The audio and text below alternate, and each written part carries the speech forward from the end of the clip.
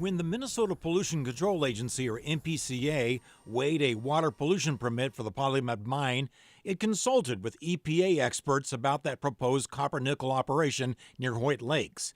But the EPA's concerns weren't reflected in writing in the MPCA's final permit. The public never even knew that the EPA had concerns about this permit that was issued to PolyMet, and that's part of the reason why the court is investigating this today and hearing from the EPA scientists that were involved in the decision. Aaron Clems is with the Minnesota Center for Environmental Advocacy, one of several groups that have challenged the permit and have asked Ramsey County Judge John Guthman to allow more evidence about the PolyMet water pollution issues to become part of the official record. We want the truth to come out.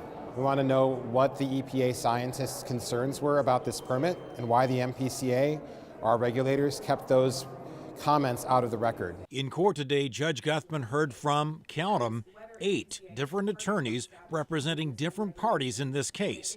But he made it clear he's going to narrow the scope of this hearing to whether relevant scientific evidence about the mine was intentionally left out by MPCA. A proper inquiry would be, did the EPA have substantive concerns about the NPDES permit that should have been in the administrative record, but were not, due to procedural irregularities? One of the problems, though, is that the MPCA staff did not save all their notes in the case, so a complete record may not exist. In St. Paul, John Croman, KARE 11 News. That hearing is expected to run through the end of next week, and then the case will go back to the Minnesota Court of Appeals.